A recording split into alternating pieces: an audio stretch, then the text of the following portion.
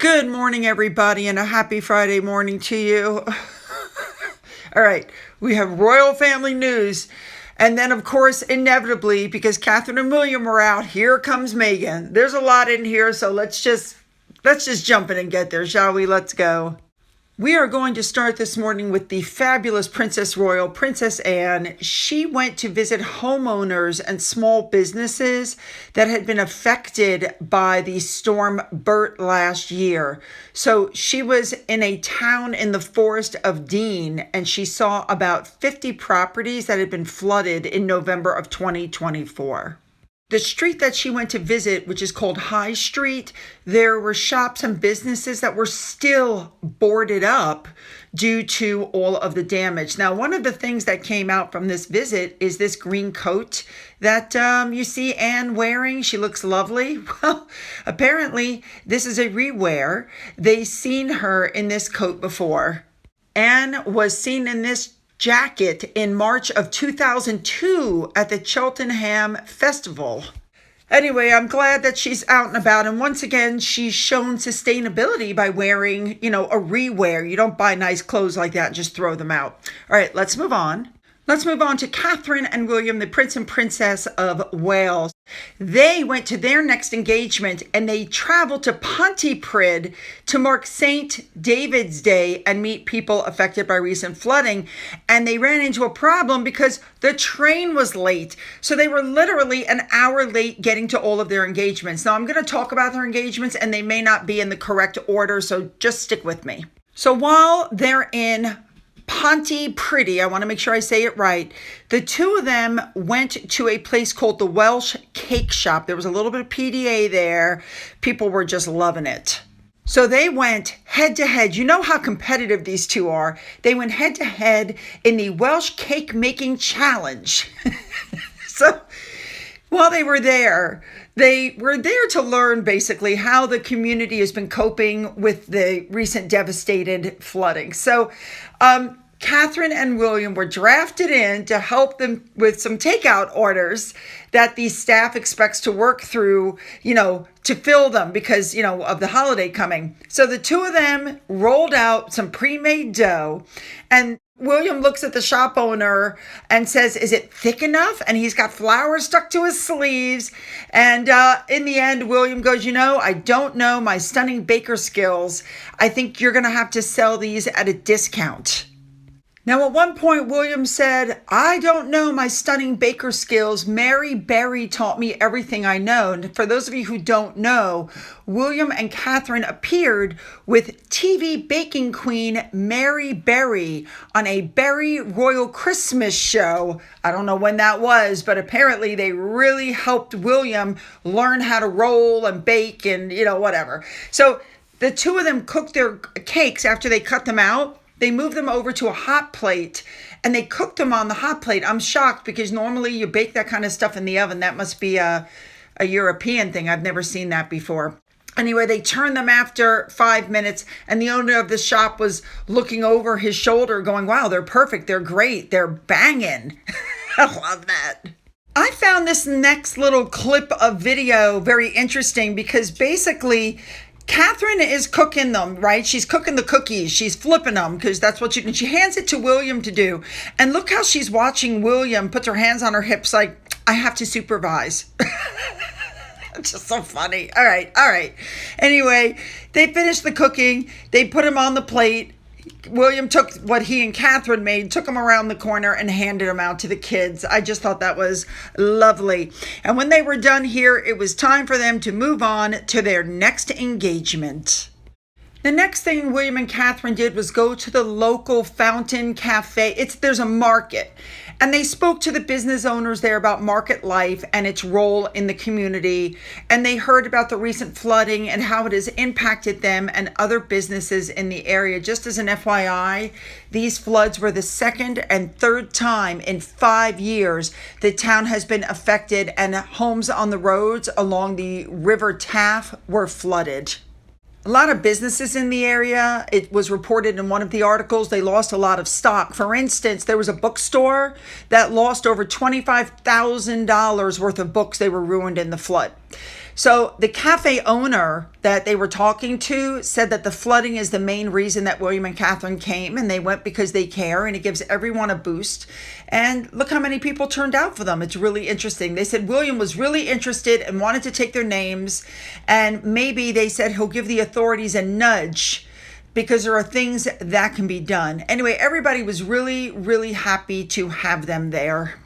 No, also, while they were in the market, they sat down and it looks like they had a cup of coffee or a cup of tea and spoke one-on-one with a lot of people who had been affected by all the flooding. I can't imagine having your home flooded over and over and over.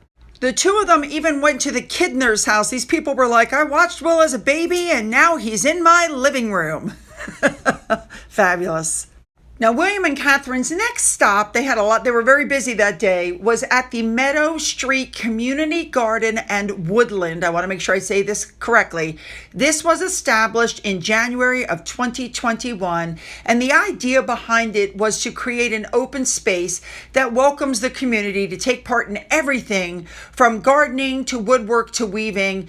The area is filled with debris from the flooding, and as they were shown around, William and Catherine were told how large parts of the sites were disrupted again after the floods, but the local volunteers went and cleaned it up and, brought it back to use very quickly. The garden promotes the benefits of nature and well-being. We know how Catherine feels about all that, and it helps build resilience in individuals. And I just love that they went there.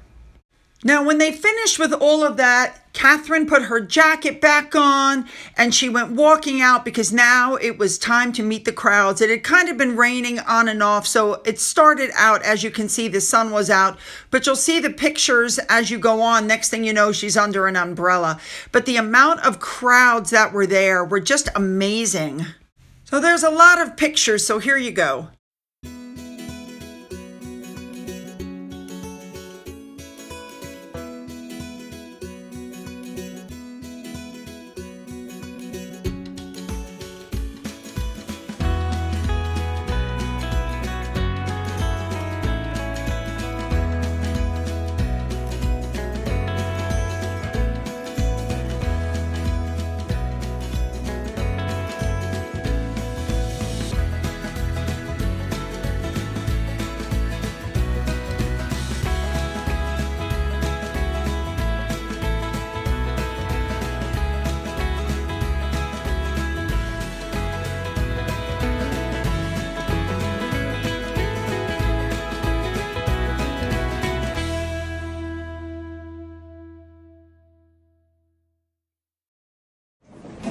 Well, it came time to go, and hand in hand, they were rushing to the train because the train waits for no one. A big thank you to Remoulade Sauce for showing us what she was wearing. Let's move on. While all of this was going on, the King and Queen were at Carnaby Street in London. But I want to show you this next clip because look who's there. It's Johnny. It's Johnny in uniform. Oh, looking good, Johnny. And then there was another sighting. I'm sorry, we haven't seen Johnny in a long time. He'd be looking good. Oh my. This particular engagement, I'm going to try to say this right. Charles and Camilla were at a all-female run Darjeeling Express, I believe is how you say it, on London's Carnaby Street. And this was at an event to mark the start of Ramadan on Friday. And this store was opened by a British restaurateur in 2017. So first things first, Charles and Camilla were asked to help pack some dates. And the woman that was there, she was on Netflix's Top Chef. And she was joking. She goes, man, I didn't realize the king was going to be so fast. And everybody started laughing. She goes, you're packing them faster than I can seal them. I never realized this was such a speedy couple. We have a relay going on here. Apparently, a member of the media said that they had a production line going, and the king said, we don't waste time. We're paid by results. So funny. All right. Then they made their way into the kitchen. Staff were packing up boxes of some dish that was going to be sent to Doorstep, which is a charity that assists families by providing goods and services, while they wait a permanent housing solution. So they made this dish, and the king went right over and was like, took a deep whiff. They were huge pots of curry. And then, of course, the king and the queen were each asked to help try to load the takeaway boxes. Now, this was funny. So they asked the queen to give it a try, and the king wasn't supposed to be joining. But of course, Camilla said, I think my husband is supposed to be doing this. Gentlemen, we're waiting. And when the king didn't respond, she decided to, try some of it herself. She found him and then brought him back to the pot. And he came over and gave it a try. Now, afterwards, Camilla was seen leaving the area. She was by herself because King Charles had a separate engagement. I don't believe she was there for the second part. And the second part was King Charles meeting with British Syrians for a discussion about their homeland. He had tea and talks in Imad's Syrian kitchen. Well, love it. Well, I believe the queen wasn't with the king because at that point she had to head back to Buckingham Palace because she was hosting a reception for the finalist judges and celebrity readers to celebrate the BBC's creative writing competition. And whatever they submitted, the kids submitted, could not be over 500 words, and it was for young writers.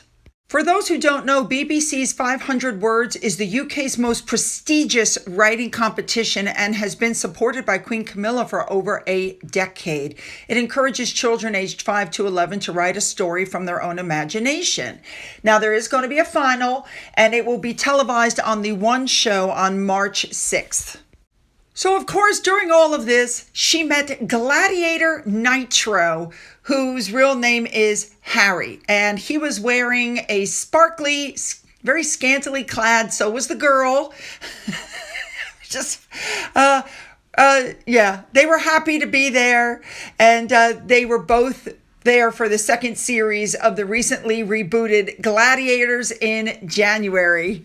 Now, I want to digress before we move into the Harry and Meghan stuff because while Catherine was out, she apparently spoke to a child and said that she also makes jam.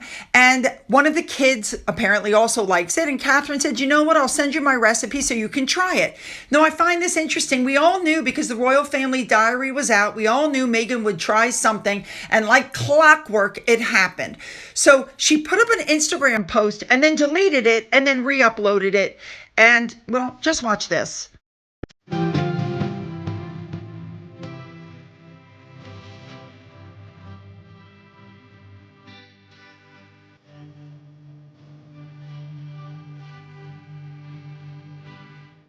Here's what I noticed. First of all, she's all in beige again. Second of all, she's literally dragging her dead dog Guy into the set.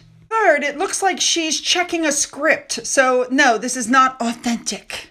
It just seems to me that she had Archwell people there taping behind the scenes while she's doing her thing. We had the fake laugh, the hugs, the fake dancing. She's standing in that kitchen, by the way, the rented kitchen. She's standing there barefooted.